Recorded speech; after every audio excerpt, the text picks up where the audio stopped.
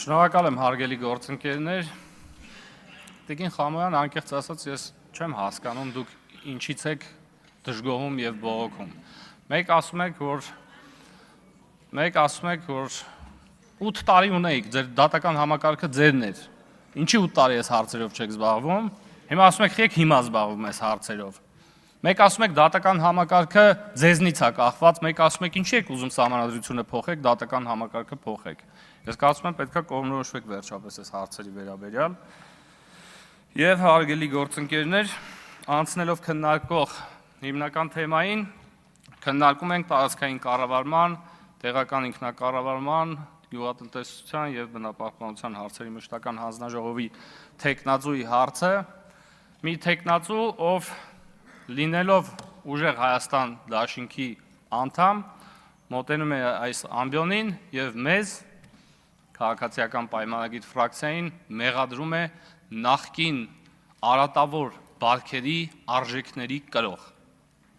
Եվ ուշադրություն հարգելի գործընկերներ, պարզվում է, որ Տիկին Յոլյանը իրեն իրավունք է վերապահում այս դիրքերից հանդես գալ, որովհետև 2017 թվականին ինքը աշխատել է Ազատություն ռադիոկայանում եւ մշտապես այդ թվում այն ժամանակ հանդես է եկել օրվա իշխանություններին կոշտ քննադատողի դիրքերից։ Եվ հարգելի գործընկերներ, սա դասական փարիսեցիության կամ երեսպաշտության դրսևորում է, որովհետեւ ենթադրվում է, որ եթե Տիկին Յոլյանը այդքան անկախական է կամ այդքան անսխալական է, եթե կուզեք, եթե որոշել էր, որ պիտի պայքարեր, նույնիսկ եթե վստահ էր, որ մեր իշխանությունը շեղվել է, ուրեմն հեղափոխական արժեքներից, ենթադրվում է, որ լավագույն լուծումը չէր միանալ ձեր նշած արատավոր բարքերի հիմնադիրների հետնորդերի, ուրեմն բանով, ցուցակով։ Կարող եք ինձ թվում է հիմնադրել ձեր կուսակցությունը, Տիկին Յոլյան, որը կլներ չէր ասոցացվի ոչ մեր հետ, ում հետ կապված դուք ունեք շատ հստակ դիրքորոշում, ոչ էլ նախորդիվ, ուրեմն արատավոր բարքերի հիմնադիրների հետ։ Տիկին Յոլյան, դուք ես չգիտեմ որտեղից էր գալիս այս հարցերին պատասխանելու ընթացքում ձեր այդ կամահարական ինքնավստահությունը, երբ ըստ էության որևէ հարցին բովանդակապես չպատասխանեցիք։ Իմ ընկերները ձեզ հարց էին տալիս, դուք տանում բերում ու տենց շարունակ ու ինչ-որ պահի ես կարծում եմ դուք պետք է ինքնահայեցողաբար այս հարցին մոտենաք, որովհետև անլրջացնում է դա եւ այդ մոտեցումը այս ամբիոնը։ Եվ պարոն Սիմիզյանը բովանդակային ձեզ հարց է տալի, ասում է բնապահպանության ոլորտի հետ կապված, ընդ որում ընդունում է, որ պետք չի ոլորտի մասնագետ լինել եւ այլ, ասում է բնապահպանության ոլորտի հետ կապված մի խնդիր ասեք, որը ձեր կարծիքով առաջնային է կամ կարևոր է։ Վերջերս հանձնաժողովը մի ահռելի ոլորտ կա, որը պետք է համակարգի ազգային ժողովում։ Դուք գնում գալի ասում եք քաղաքային աղբահանության խնդիր կա։ Այսինքն ես այդ ոլորտի մասնագետ չեմ, Տիկին Յոլյանը, բայց ես գիտեմ, որ կա օրինակ գլոբալ տաքացման հարց։ Լսել եք դրա մասին, թե չէ։ Ես ոլորտի մասնագետ չեմ։ Մարդու հուշեց, ասում է Սևանալիջ, բան։ Օրինակ չգիտեք, որ Սևանալիջի աղտոտվածության խնդիր կա, որը դեռ լուծման ենթակա է։ Ես կարծում եմ գոնե մի քիչ ավելի պատրաստված է պետք մոտենալ այստեղ, լինելով մասնավորապես այս հանձնաժողովի նախագահի թեկնածու։ Տիկին Յոլյան, ուզում եմ ասեմ, բացի նրանից, որ դուք ըստ էության որևէ հարցի չպատասխանեցիք, ձեր պատասխանների մի մասը ուղղակի չէր համապատասխանում իրականությանը, մի մասը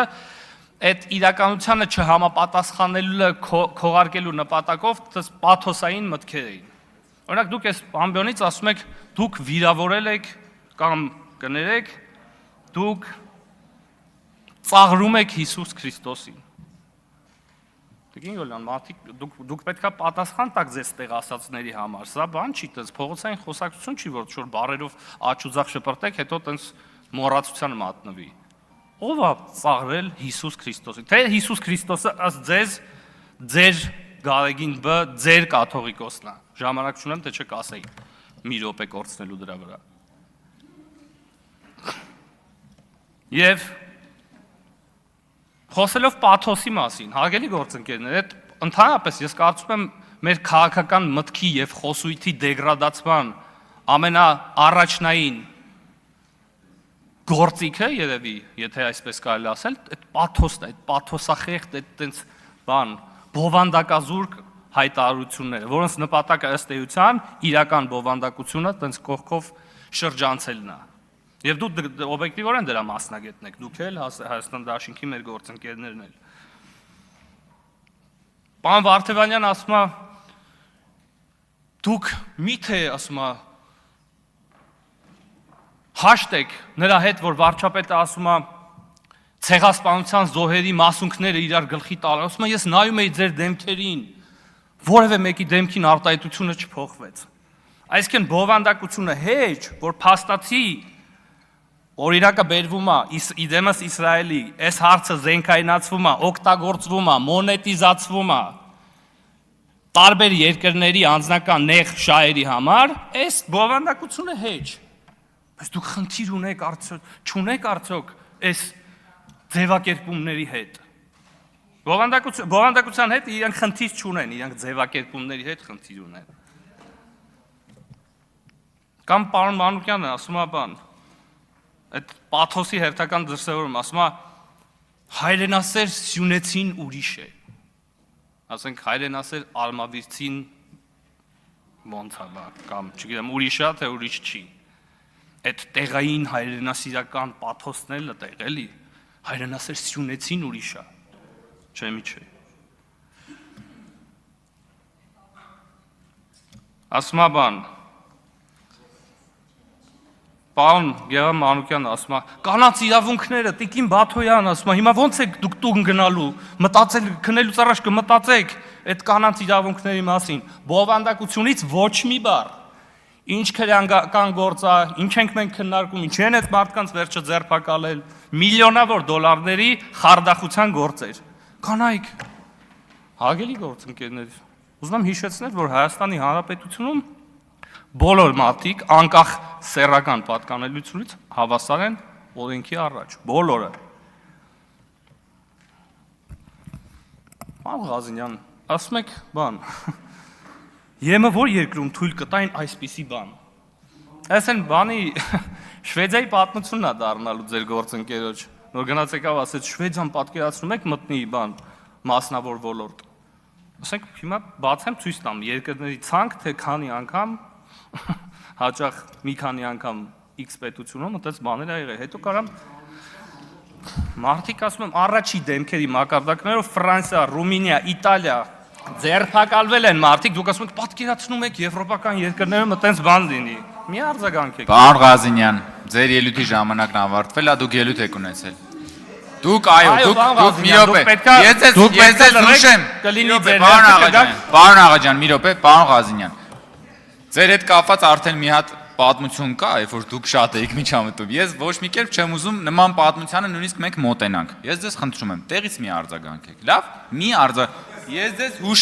Ես ձեզ հուշեմ, թե ինչ կարաք անեք։ Կարաք խնդրեք պարոն Աստանյանի փոխարեն դուք խոսակ խմբակցության անունից, գաք պատասխանեք պարոն Աղաջանյան, բայց դա կլինի վաղը։ Այսօր միևնույնն է չեք կարողանալու խոսակ։ Խնդրում եմ, համեցեք։ Հա։ Այս պաթոսի շարունակություն որպես Գեղամ Մանուկյան ասում է, հարգելի ժողովուրդ, սիրելի ժողովուրդ, ասում է, ես գիտեմ դուք վախենում եք։ Ո՞վ է վախենում կամ ինչի՞ց է վախենում։ Այո, եթե ժողովուրդը կամ սիրելի ժողովուրդ նկատի ունեն մարդիկ, ովքեր գրփել թալանել են մեր երկիրը, անկախ նրանից թե որ ժամանակահատվածում, այո, միգուցե այդ մարդիկ պետք է վախենան, բայց վերջում, հարգելի գործընկերներ, ես ուզում եմ մեր Հայաստան Դաշինքի գործընկերներին դիմել, խոսելով երեկվա մի դրվագի մասին, դուք հիշում եք երեկ, ես իհարկե շատ ցանկություն չունեմ ցիտել այդ խոսույթը եւ այդ բառերը, բայց կարծում եմ, որ պետք է։ Երեկ ուժեղ Հայաստան Դաշինքի ներկայացուցիչը եկավ այս ամբիոնի մոտ եւ իր ելույթում ասեց. նզովյալ եք եւ նզովյալ կլինեք դուք եւ ձեր սերունդները։ Ուրեմն հարգելի գործընկերներ, Ես կարծում եմ ազգային ժողովի նախագահան չափազանց ներողամտաբար եւ քրիստոնեաբար արձագանքեց այս դրսևորմանը։ Ես ի տարբերություն պարոն Ռուբինյանի չեմ պատրաստվում հանդուրժել այս խոսույթը ու այս դրսևորումները։ Եվ հարգելի ուժեղ Հայաստան դաշինք։ Ղեկավարը այստեղ չի, դիմում եմ քարտուղարին։ Եթե դուք ունեք ձեր շարքերում մարդիկ, Պարոն Աղաջյան, խնդրում եմ արդեն ամփոփեք։ Ում մտավոր պոտենցիալի առաստաղը կայանում է նրանում, որ գաս տեղ այս ամբիոնի մոտ եւ մարդկանց արժանապատվությունը վիրավորի գրեհիկ արտահայտություններով հիմարություններ դուրս տա, ես ասում եմ դա ձեր խնդիրն է եւ լուծեք ձեր խնդիրը։